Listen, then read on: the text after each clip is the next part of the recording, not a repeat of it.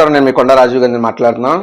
ఇప్పుడే అందరికీ తెలుస్తున్నటువంటి వార్త, బీజేపీ జమ్మలమడుగు శాసనసభ్యులు చంద్రబాబు నాయుడు గారికి అత్యంత సన్నిహితుడు, గతంలో చంద్రబాబు నాయుడు గారు ముఖ్యమంత్రిగా ఉన్నప్పుడు ఆయన కేబినెట్ లో మంత్రిగా పనిచేసినటువంటి ఆదినారాయణ రెడ్డి గారి కుమారుడు గంజాయి తీసుకుంటూ హైదరాబాద్ లో ఏగల్ టీంకి పట్టుబడ్డాడు. ఆయన టెస్ట్ చేయగా అది పాజిటివ్ అని తేలింది.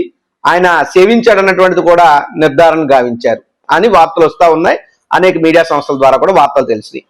నేను ఒకటే అడగదలుచుకుంటున్నా, తెలుగుదేశం పార్టీ అంటే, టీడీపీ అంటే తెలుగుదేశం పార్టీనా లేదా తెలుగు డ్రగ్స్ పార్టీనా?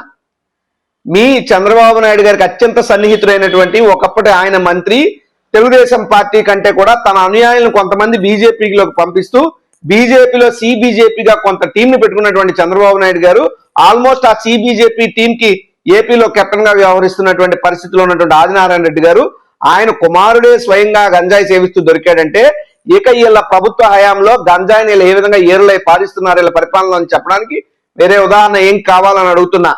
ఒక పక్క చూస్తే గంజాయి వద్దు బ్రో, డ్రగ్స్ వద్దు బ్రో అని చెప్పి క్యాంపెయిన్లు తాలూకా అవి తీసుకెళ్లి మీరు ఆ రోడ్ల మీద హోర్డింగ్లు పెట్టడం మాత్రమే కాదు, గతంలో అసెంబ్లీలో కొన్ని ప్రచారాలు చేసిన చరిత్ర చంద్రబాబు నాయుడు గారికి ఉన్నది. కాబట్టి ముందు మీ ఎమ్మెల్యేల పిల్లలకి డ్రగ్స్ వద్దు బ్రో, గంజాయి వద్దు బ్రో అని చెప్పి ముందు వాళ్ళని మార్చి ఆ తర్వాత సామాన్య ప్రజలకు కూడా మీరు హితబోధలు చేస్తే బాగుంటుంది, తప్ప ఇంకోటి కాదు. రెండోది, ఎంతసేపు వచ్చినటువంటి 100 రోజుల్లో గంజాయి నిర్మూలన చేసేస్తానటువంటి పవన్ కళ్యాణ్ గారు మీరు ఇప్పుడు ఎక్కడున్నారు? మీ సొంత బీజేపీ, ఏ బీజేపీతోనైతే మీరు పొత్తు తీసుకొచ్చి చంద్రబాబు గారు కలిపారు అదే బీజేపీ ఎమ్మెల్యే కొడుకే దొరికాడు. మరి ఈ రోజు మీరు ఏం చేయబోతా ఉన్నారని చెప్పి మేము అడుగుతా ఉన్నాం.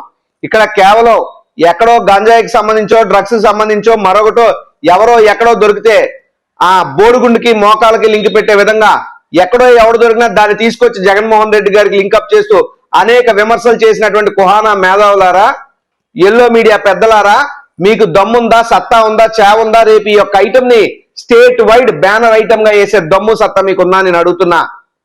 ఈ ఆదినారాయణ రెడ్డి అనే వ్యక్తి చంద్రబాబు నాయుడు గారి అత్యంత సన్నిహితుడని, చంద్రబాబు నాయుడు గారి ఆదేశాలతోనే ఈ ఆదినారాయణ రెడ్డి రాష్ట్రం అంతా గంజా వ్యాపారం చేస్తున్నాడని, అందులో భాగంగానే సొంత కొడుకులకు కూడా సప్లై ఇస్తున్నాడని అనేక వదంతులు పుకార్లు వస్తా ఉన్నాయి.